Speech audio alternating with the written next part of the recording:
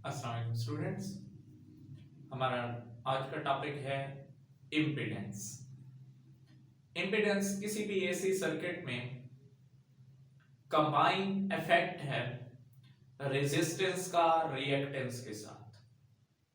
अब रिएक्टेंस के लिए रेजिस्टर के साथ अगर हम सीरीज में कनेक्ट कर देते हैं कैपेसिटर या इंडक्टर, तो इस सूरत में जो अपोजिशन होगी किसकी, रेजिस्टेंस की वजह से और रिएक्टेंस की वजह से, तो इस सूरत में इन दोनों को जब हम एड अप करेंगे, वेक्टर सम निकालेंगे, वो वेक्टर सम बराबर होगा इंपीडेंस के।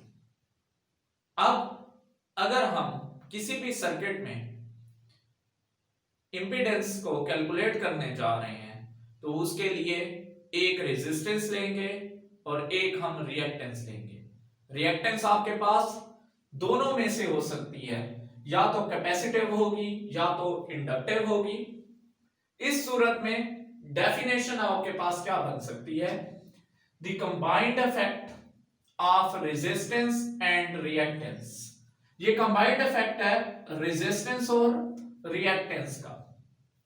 रिएक्टेंस आपके पास या तो कैपेसिटिव होगी या तो इंडक्टिव होगी। आप इसका जब कंबाइन इफेक्ट लेंगे किसके against, to the flow of alternating current, किसी भी सर्किट में से जब अल्टरनेटिंग करंट पास हो रही है, तो इन दोनों की वजह से जो अपोजिशन ऑफर्ड होगी उस सर्किट में, वो अपोजिशन क्या कहलाएगी, इंपीडेंस कहलाएगी।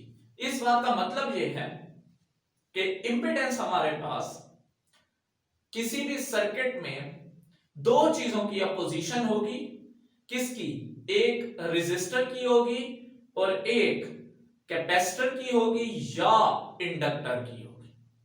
इन दोनों को जब हम रिएक्टेंस को एड अप करेंगे वेक्टर के सम के थ्रू, किसके साथ, रेजिस्टेंस के साथ, तो इस सूरत में जो आपके पास रिजल्टेंट आएगा वो रिजल्टेंट इंपीडेंस कहलाएगा। एक्सप्लेन मैं कर देता हूं कि the resistor R offers opposition to the flow of current। एक सर्किट है जिसमें रेजिस्टर R अगर लगाया गया है तो इस सूरत में उसकी रेजिस्टेंस कितनी होगी, R होगी, और उसमें इंडक्टेंस लगाई गई है कैपिटल L और कैपेसिटेंस है C।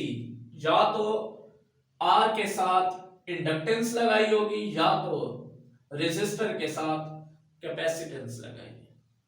इनका मुताफिका तौर पर इकट्ठा जो अपोजिशन होगी इकट्ठी तौर पे, वो इकट्ठी अपोजिशन आपके पास मेजर्ड कैसे होगी, इसकी अपोजिशन मेजर्ड होगी XL में और इसकी अपोजिशन मेजर्ड होगी XC में। अब अगर आपने दोनों की इकट्ठी वेक्टर सम के सूरत में दोनों की इकट्ठी आपने अपोजिशन का मेजर करनी है तो वो आपके पास इंपीडेंस होगा।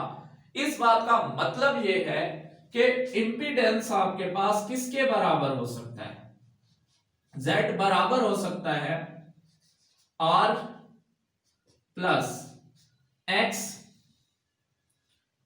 L whole square square root, इस तरह से ये आपके पास क्या है, इंपीडेंस। अब इस सूरत में अगर आपने इंपीडेंस को देखना है तो बाय फार्मूला क्या होगा, Z is equal to VRMS divided by IRMS। हकीकत में देखें तो ये ओम्स लॉ ही है।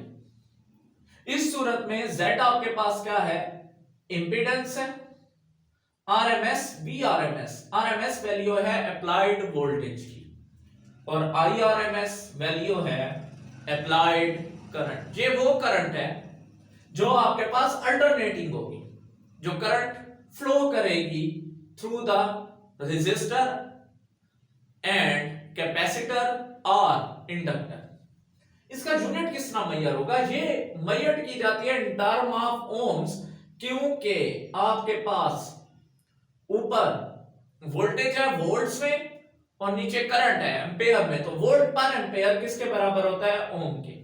तो आप इसको मेजर करेंगे इन टर्म ऑफ ओम। अगर मैं इसका रेसिप्रोकल ले लूं तो इसका रेसिप्रोकल स्टूडेंट्स क्या होगा, तो Z का आपके पास रेसिप्रोकल अगर आप लेते हैं तो ये एडमिटेंस के बराबर होगा। तो एडमिटेंस किसके बराबर है, रेसिप्रोकल ऑफ इंपीडेंस के बराबर है। तो ये इसको हम मेजर किस में किया जाता है, तो इसको मेजर किया जाएगा ओम इनवर्स में। तो ये आपके पास इंपीडेंस का टॉपिक था। नेक्स्ट टॉपिक के साथ अब हम मिलते हैं नेक्स्ट लेक्चर में, और नेक्स्ट लेक्चर हमारा होगा आरसी सर्किट्स पे।